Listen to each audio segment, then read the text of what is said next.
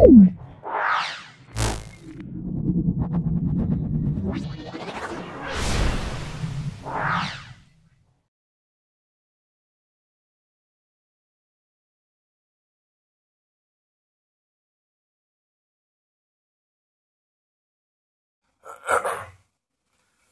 Model paper second summative class 10-এর জন্য খুব ভালো করে দেখো। প্রবলেম সেট 1 আমরা সলভ করছি। দেখো গ্রুপ এ, কোন হাইড্রোজেন ঘটিত যৌগটি তড়িৎযোজী প্রকৃতির? তড়িৎযোজী প্রকৃতির সেটা আমরা বলবো, যেমন দেখো জল সমযোজী, অ্যামোনিয়া সমযোজী, এটা হলো বলবো NH সোডিয়াম হাইড্রাইড। দেখো কার্বনযুক্ত কোনো গ্যাসীয় পদার্থের বাষ্প ঘনত্ব 13 হলে তার আণবিক সংকেত দেখে নাও কি করে হবে এটা। তাহলে বাষ্প ঘনত্ব 13, আমি পেয়ে গেলাম 13, তাহলে M সমান আমরা বলবো 2D, তাই 2 × 13, 2 × তাহলে এটা দেখো M এর মান পেয়ে গেলাম 26, M এর মান 26, M এর মান অক্সাইড। অপশান এ দেখো বলা আছে কার্বন ডাইঅক্সাইড, এর দেখো 12 + 2 × 16, এটা হবে 44 গ্রাম। এটা 44 গ্রাম হলো, এটা 44। অপশান বি এতে দেখো C2H4, অপশান বি এতে দেখো C2H4। দেখো সি এর মান 2 × 12 + 4, তাহলে 12 × 2 = 24, 24 + 4, এটা আমরা 28 বলবো। C2H6, C2H6 দেখো অপশান সি, C2H6 এটা দেখো 12, 24 + 2, C2H6 দেখো এটা হলো আমরা বলবো 30। অপশান ডি, অপশান ডি দেখো C2H2, এটা দেখো 12 × 24 + 2 26, তাহলে এম এর মান দেখো 26, এটা অপশান তাহলে ডি হবে। আমরা প্রত্যেকের মান বসিয়ে দেখলাম, এটার মান প্রথম অপশানটা 44 বেরোচ্ছে, দ্বিতীয় অপশানটা 28, তৃতীয় অপশানটা 30, 4 নম্বর অপশানটা 26, তাহলে অ্যান্সার কি হবে 26, অপশান ডি আমরা বলবো। 2 ওহম, 4 ওহম, 6 ওহম তিনটি রোধ সমান্তরাল সমবায় আছে। 12 ভোল্ট বিভব প্রভেদ ব্যাটারির সঙ্গে যুক্ত করা হলো, তাদের মধ্য দিয়ে প্রবাহমাত্রার অনুপাত বার করতে বলছে।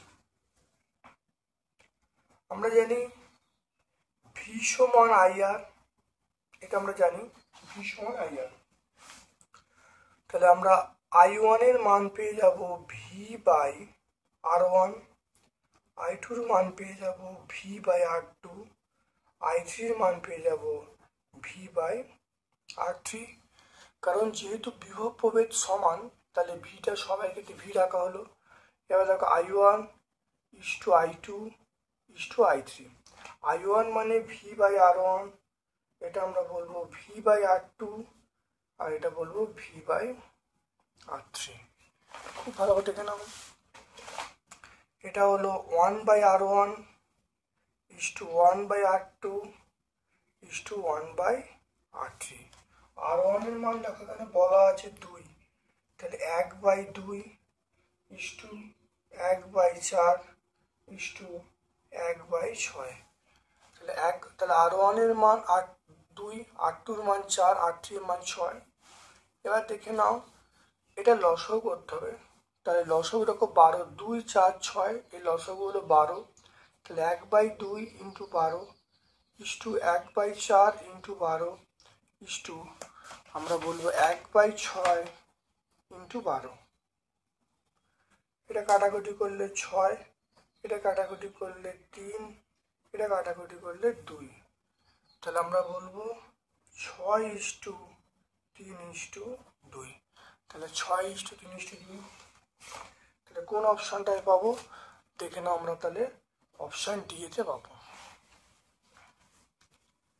একটি যৌগ জলীয় দ্রবণে অণু আয়ন 2 থাকে।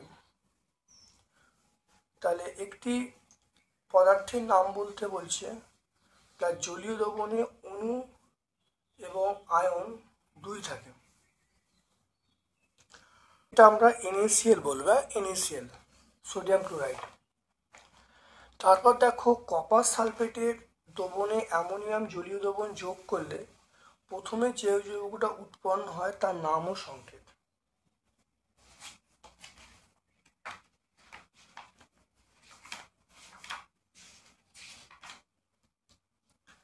কপার সালফেটের জলীয় দ্রবণে অ্যামোনিয়াম জলীয় দ্রবণ যোগ করলে প্রথমে উৎপন্ন হয়, সেটা হলো বেসিক কপার সালফেট। দেখে নাও, প্রথমে উৎপন্ন হয় বেসিক কপার সালফেট।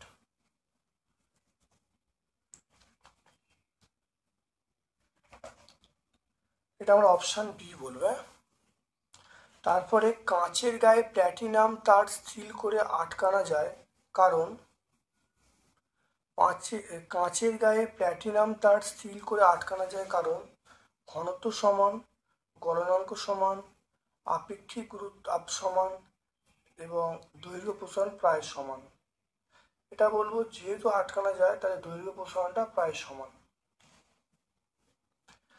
রামধনুতে আলোর কি ঘটে?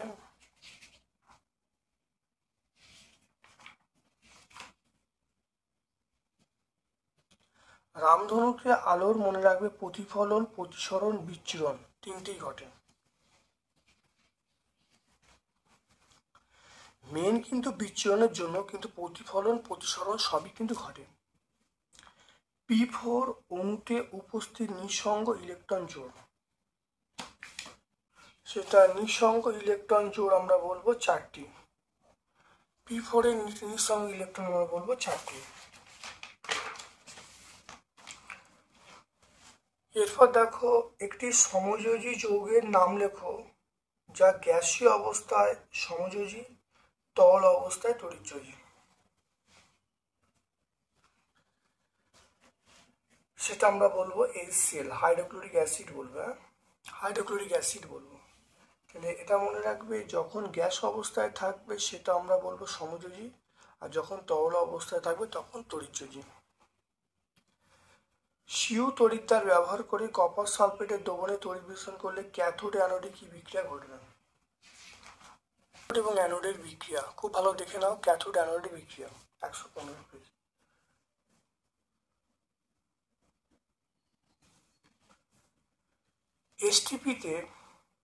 এসটিপিতে কোনটিতে অণুর সংখ্যা কম?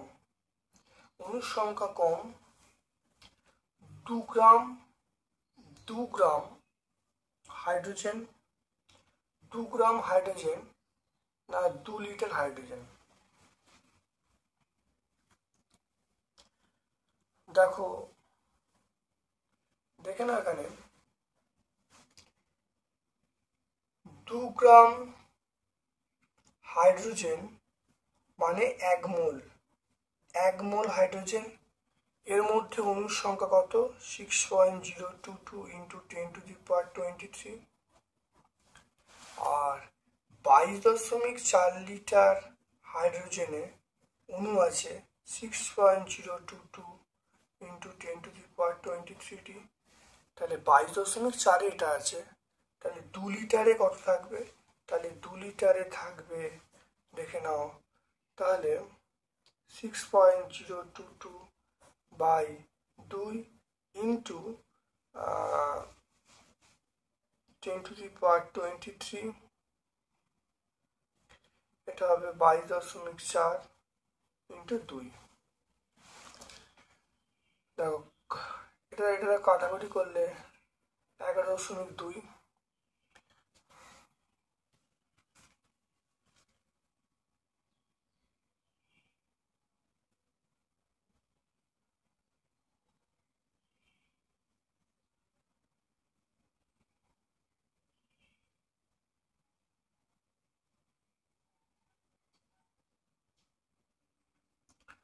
এটা ভাগ করলে হবে 0.537 ইন্টু 10⁻23।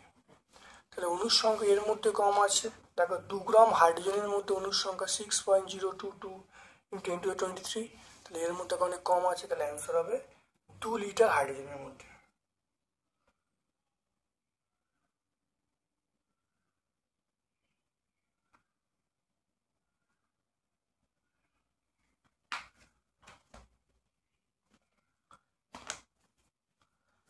তাহলে আমরা বলবো 2 লিটার হাইড্রোজেন। তারপর দেখো এসআই পদ্ধতিতে দৈর্ঘ্য প্রসারণ গুণাঙ্কের একক কি? এটা বলবো কেলভিন টু দি পাওয়ার -1। এটা আমরা তারপর চলে এসো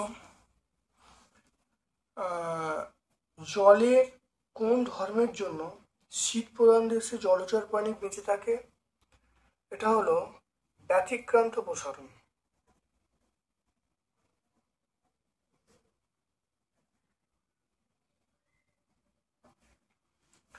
আর রোধকে সমান দুভাগে ভাগ করে সমান্তর সমবায়ে যোগ করলে তুল্য রোধ কত হবে?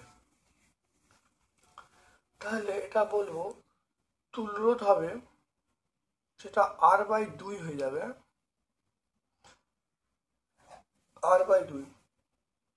রোধের মাত্রিক সংকেত বলতে বলছে, আমরা জানি ভি সমান IR,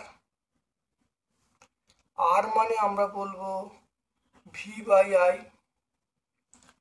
তাহলে এখান থেকে আমরা একটা জিনিস খুব ভালো করে মনে রাখবো যে ভি মানে W/Q, ভি মানে W/Q, এটা mL²T⁻² বাই কিউ মানে IT। তাহলে mL²T⁻³ I⁻⁻1। খুব ভালো করে দেখে নাও। তাহলে আর এর মাত্রা যখন বার করব, তাহলে এটা হলো mL²T⁻³ I⁻⁻1, এটা হলো বাই আই।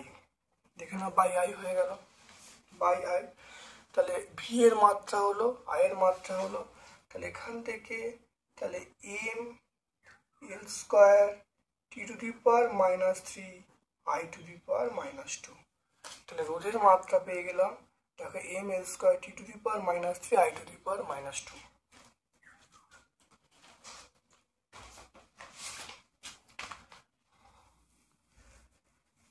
এরপরে দেখো পিতলের ওপর সোনার প্রলেপ দিতে হলে তড়িৎ বিশ্লেষণ হিসাবে কি ব্যবহার করবে? পিতলের ওপর সোনার প্রলেপ,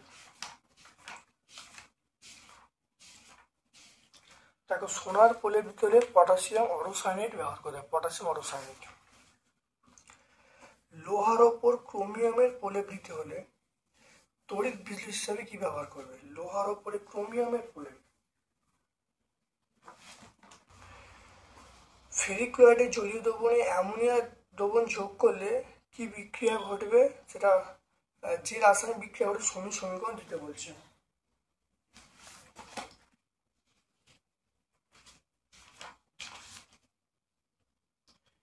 ফেরিক ক্লোরাইডের জলীয় দ্রবণে অ্যামোনিয়া, দেখো ফেরিক ক্লোরাইডের জলীয় দ্রবণে অ্যামোনিয়া যোগ করলে দেখো FeOH3 এটা উৎপন্ন হবে। 120 পেজে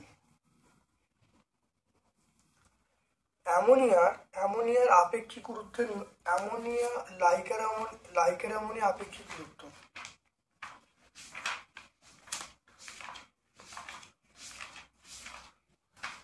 দেখো লাইকার অ্যামোনিয়া আপেক্ষিক গুরুত্ব 0.88, তাহলে আমরা বলবো 0.88। তারপরে চলে এসো 3.1 গ্রুপ সি এ চলে এসো। সমগ্র বর্তনীতে ওহমের সূত্রের গাণিতিক রূপ লিখতে বলছে, ব্যাখ্যা করতে বলছে।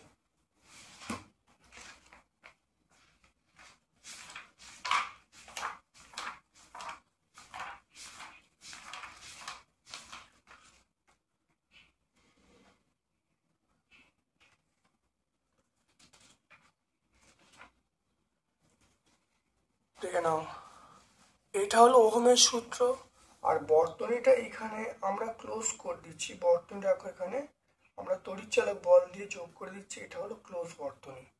তাহলে এটা আমরা সূত্র লিখবো আর এটা ব্যাখ্যা লিখবো। বর্তনীটা ক্লোজ, বর্তনীটা প্লাস, এটা মাইনাস, দেখে নাও ভালো করে। এটা লিখলেই হয়ে যাবে। তাহলে পেজ নাম্বার 64 আমরা পেয়ে যাব।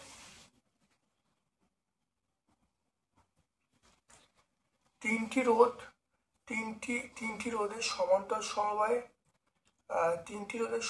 সমবায় 30 ভোল্ট ব্যাটারি থেকে 7 অ্যাম্পিয়ার তড়িৎ প্রবাহ নেয়। ব্যাটারির অভ্যন্তরীণ রোধ 0.5। আচ্ছা, দুটি রোধের মান বলা আছে এত, তৃতীয় রোধটার মান কত হবে দেখে নাও, খুব ভালো করে দেখে নাও।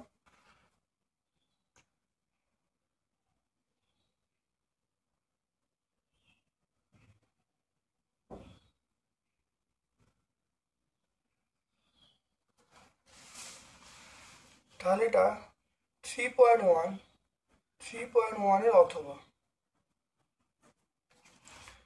তাহলে 1/RP সমান তিনটি রোধ বলা আছে 1/10, আরেকটা বলা আছে 1/12, আরেকটা বলা আছে 1/R। এটা হলো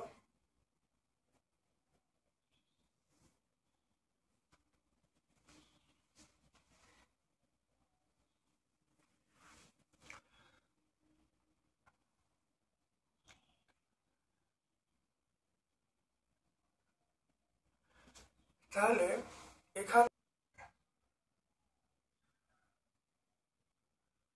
120R করে ফেলি। 120R, এটা দেখো ভাগ করলে যেটা আসবে, ভাগ করলে হবে 12R, এটা 10R, আর এটা করলে হবে 120।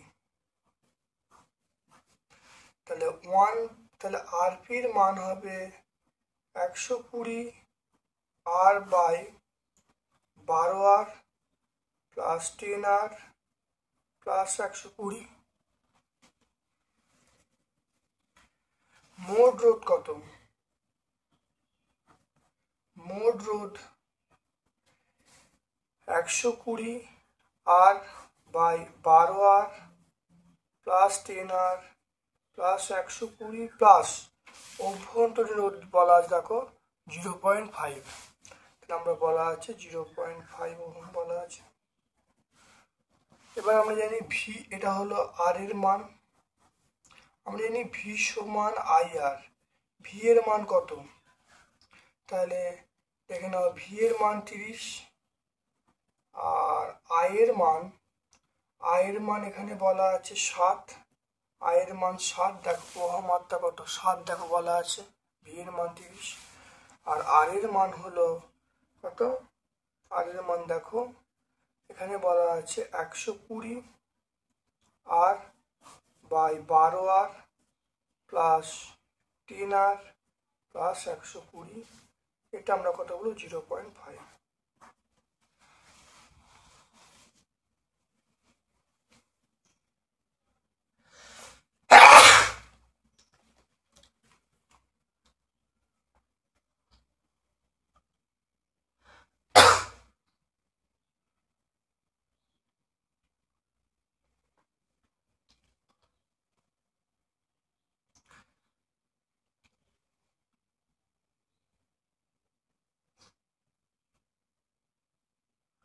তিরিশ ভাজিতক,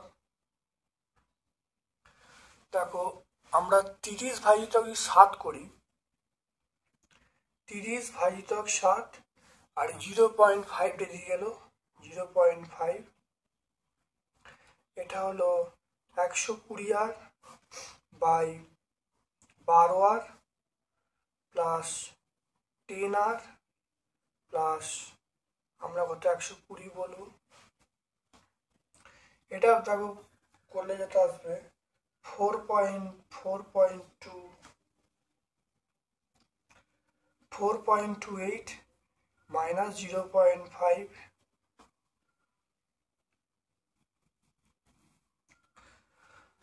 এটা দেখো 120R, এটা আমরা বলবো যোগ করলে 22 হবে 120। এটা বিয়োগ করলে 3.78 120 আর বাই 22 প্লাস 120।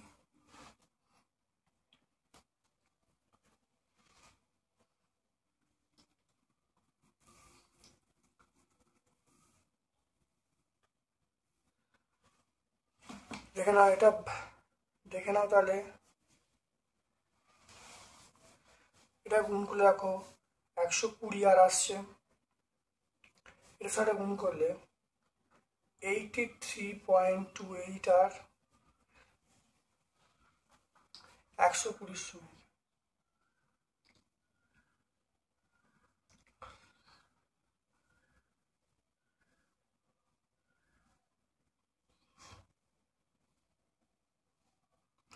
এটাকে গুণ করলে যেটা আসবে সেটা হবে 453.6।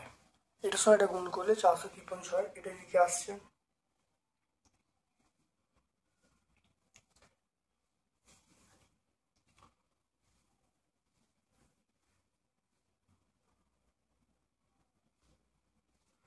এইটা থেকে এটা বাদ দিলে যেটা আসবে সেটা হবে 36.72। এটা কত হবে 453.6। এটা আর লিখবো, তাহলে আর এর মান কত হবে, এটা ভাগ করলে তাহলে 453.6 বাই 36.72, এটা ভাগ করলে আমরা পেয়ে যাব 12.35। তাহলে রোধের মানটা কত হবে, তৃতীয় রোধ কত হবে, তৃতীয় রোধ হবে এটা আমরা বলবো 12.35 ওহম। দেখে নাও অনেক বড় অঙ্ক। প্রথমে দেখে নাও সমান্তরাল সমবায় তুল্য রোধ করা হয়েছে, মোট রোধ মানে অভ্যন্তরীণ রোধ যোগ করা হয়েছে, ভি সমান আইআর করা হয়েছে, ভি এর মান আই এর মান বসিয়ে দেওয়া হয়েছে। এরপর দেখো সমাধান করে উত্তর পাচ্ছি কত পাচ্ছি, দেখো 12.35।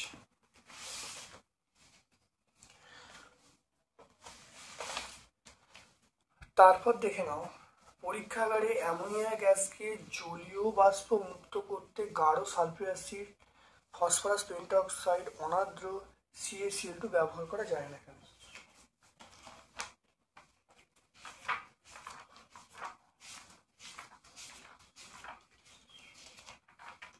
দেখে নাও এই কারণগুলো এখানে লেখা আছে। গাঢ় সালফেট ব্যবহার করে অ্যামোনিয়াম সালফেট উৎপন্ন হবে, ফসফরাস পেন্টঅক্সাইড ব্যবহার করে অ্যামোনিয়াম ফসফেট উৎপন্ন হবে, আর Cl2 ব্যবহার করলে CaCl2 ব্যবহার করে জুট বিক্রিয়া উৎপন্ন হবে। এই জন্য আমরা ব্যবহার করতে পারি না। পেজ নাম্বার 118 আমরা পেয়ে যাব।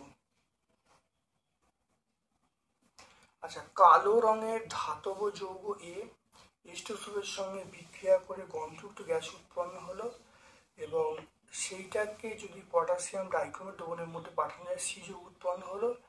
ABC কে শনাক্ত করতে হবে। দেখে নাও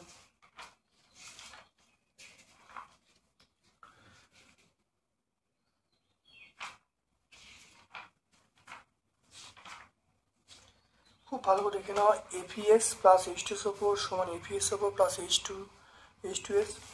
তাহলে দেখো কালো বর্ণের যে পদার্থটা, কালো বর্ণের পদার্থের নাম হলো আমরা বলবো APS। তাহলে কালো বর্ণের তাহলে এ পদার্থটা কি বলবো, এ পদার্থটা হলো আমরা বলবো APS। তারপর দেখো বি পদার্থ উৎপন্ন হলো, বি পদার্থের নাম হলো H2S। বি পদার্থের নাম কি, সেটা হলো H2S। দেখো কালো বর্ণের পদার্থ APS, বি পদার্থের নাম H2S, দুটো পদার্থ উৎপন্ন হলো। তারপর দেখো বি পদার্থ এটার সঙ্গে বিক্রিয়া করে কমলা বর্ণ দেখো সি যৌগ পরিবর্তিত হলো, সবুজ হয়ে গেল। তাহলে সি যৌগ এটা চালনা করলে সি যৌগ উৎপন্ন হয়, দ্রবণের বর্ণ পরিবর্তিত হলো, সি হলো। দেখে নাও H2S এটা পাঠানো হলো, তাহলে দ্রবণের বর্ণ এটা কি হয়ে গেল, দেখো সবুজ হয়ে গেল। তাহলে এই সি যৌগটার নাম হলো কি বলো, chromic sulphate. Chromic sulphate, chromic sulphate সবুজ হয়ে গেল। তাহলে সি যৌগটার নাম হলো Cr2SO4 তাহলে আমরা কি বলবো, Cr2SO4 ক্রমিক লবণ। তাহলে সি যৌগটা হলো ক্রমিক লবণ। তাহলে এ যৌগটা FeS, বি যৌগটা H2S, সি যৌগটা হলো Cr2SO4।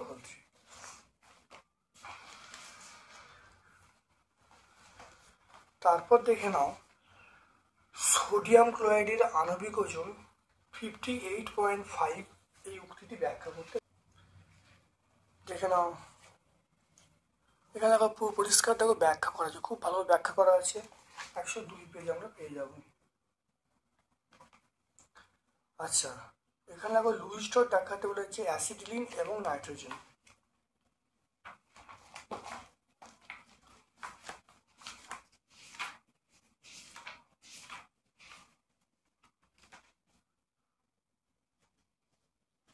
দেখো নাইট্রোজেন দেখে নাও, নাইট্রোজেন লুইস ডট আর অ্যাসিটিলিন লুইস ডট দেখে নাও 109 পেজে।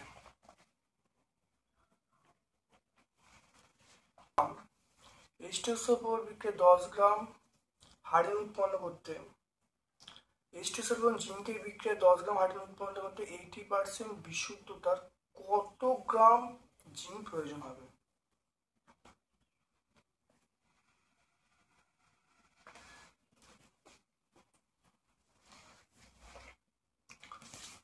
দেখে নাও,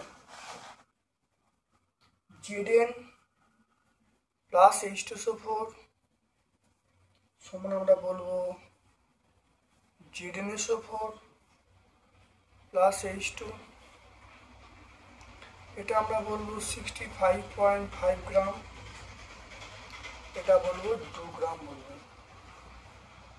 তাহলে 2 গ্রাম হাইড্রোজেন উৎপন্ন করতে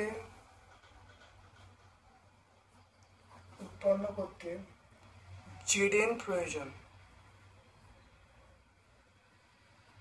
সেটা হলো 65.5 গ্রাম। আর কত বলা আছে? 10 গ্রাম হাইড্রোজেন উৎপন্ন করতে জিঙ্ক প্রয়োজন। তাহলে 65.5 বাই 2 ইন্টু 10 গ্রাম, এটা কাটাকুটি করলে 5।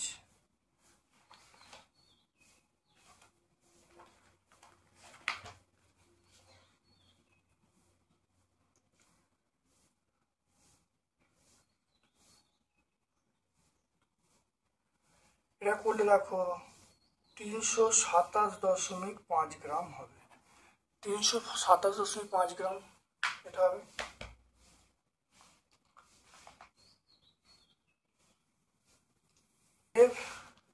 অবিশুদ্ধ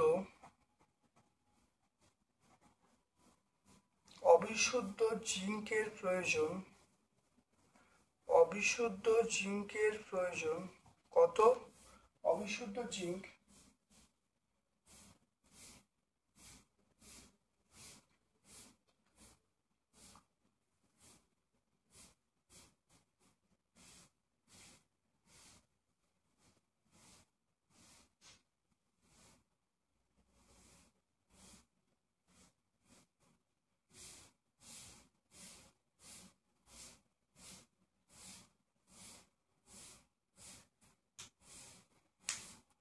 এটা আমরা কি বলবো, 327.5 ইন্টু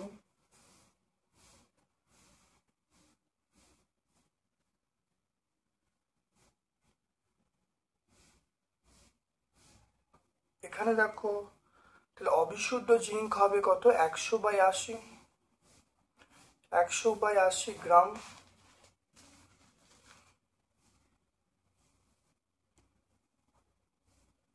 শূন্যটা কেটে গেল,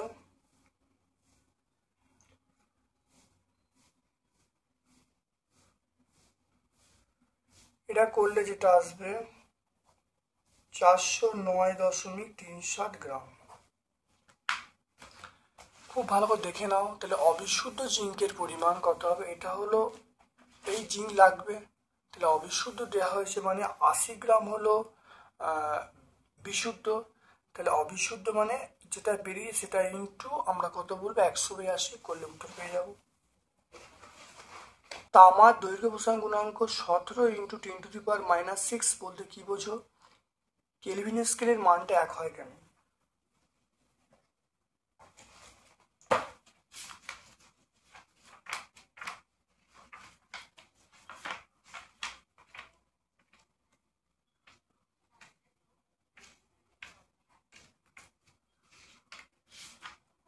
এখানে উত্তরটা এখানে পরিষ্কার পেয়ে যাবে, খুব ভালো দেখে নাও, সবটা উত্তর এখানে আছে।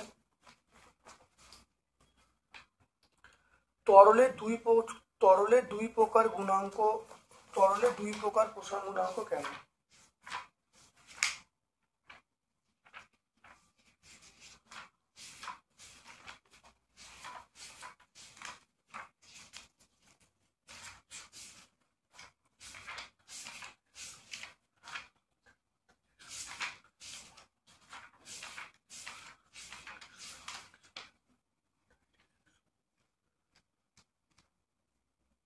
দেখে নাও তরলের দুই প্রকার প্রসারণ গুণাঙ্ক কেন, এখানে পরিষ্কারভাবে আছে, তোমরা পেয়ে যাবে 103 পেজে তোমরা পেয়ে যাবে। তারপর দেখো শূন্যস্থানে এটা আলো বিচ্যুত হয় না কেন? এটা আগে আমরা বহুবার করেছি, এটা অনেকবার হয়েছে। যেহেতু শূন্যস্থানে আলোর তরঙ্গদৈর্ঘ্য সমান হয়, শূন্যস্থানে আলোর বেগ সমান হলে তাহলে তরঙ্গদৈর্ঘ্য একই হবে, তাহলে আলো বিচ্যুত হবে না। দিনের বেলা আকাশকে নীল দেয়া কেন? এটা আমাদের অনেকবার হয়েছে, দিনের বেলা আকাশকে নীল দেয়া কেন?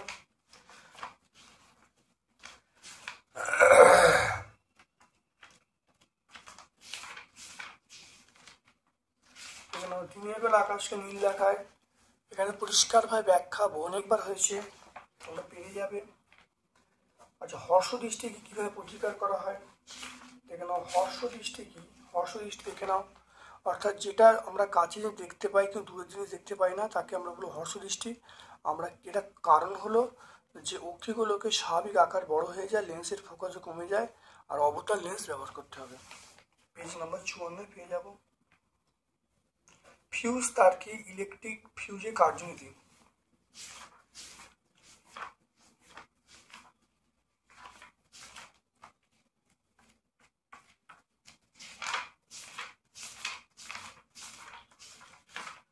দেখে নাও ফিউজ তার কি, ফিউজ তার এখানে পেয়ে যাব। ফিউজ তার হলো এটা একটা সমবায় যেটা অতিরিক্ত প্রবাহ এর মধ্যে গেলে যন্ত্রকে রক্ষা করে, এটা ফিউজ তার কার্যনীতি। ফিউজ তার টিন ও সীসার তৈরি হয়, আর এর বৈশিষ্ট্য হলো এর রোধাঙ্ক বেশি হয় এবং গলনাঙ্ক কম হয়। অথবার প্রশ্ন চলে এসো। রূপোর দেখে নাও, রূপোর রোধাঙ্ক বলা আছে, রূপোর রোধাঙ্ক 1.66 × 10⁻⁻6 ওহম সেন্টিমিটার বলতে কি বোঝো?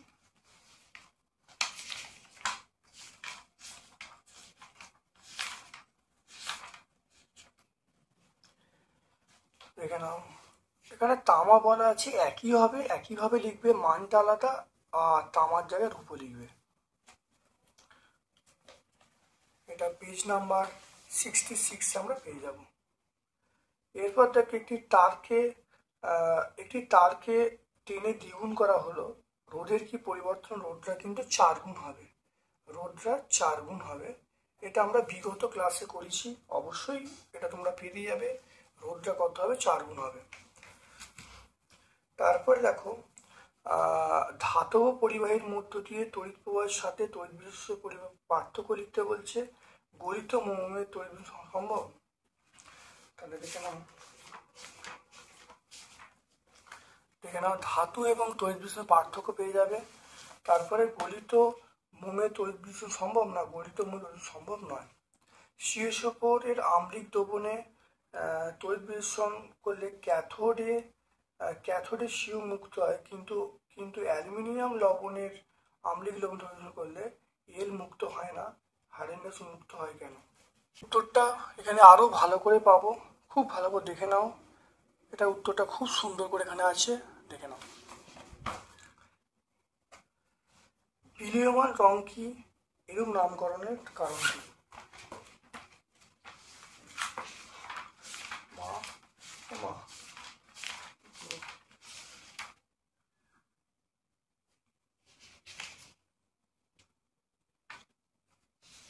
দেখে নাও। বিলীয়মান রং কাকে বলে, এরূপ নামকরণের কারণ পরিষ্কার এখানে আছে, ভালো করে পেয়ে যাবে। পেজ নাম্বার 116 আমরা পেয়ে যাব। H2S প্রস্তুত করতে নীতি, শর্ত, গ্যাস সংগ্রহ লিখতে বলছে। H2S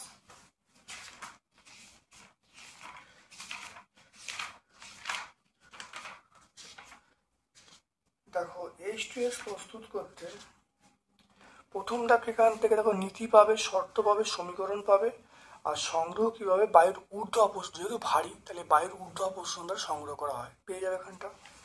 তাহলে 122 পেজে আগের প্রশ্নগুলো কিন্তু পেজ নাম্বার দেওয়া হয়নি, প্রত্যেকটা কিন্তু আমরা উত্তর কিন্তু তোমাদের বলেছি। যাই হোক, আজকে আমাকে 1 নম্বর সেটটা ব্যাখ্যা করা হলো। আমার পক্ষ থেকে সকলকে ধন্যবাদ এবং শুভকামনা জানাচ্ছি।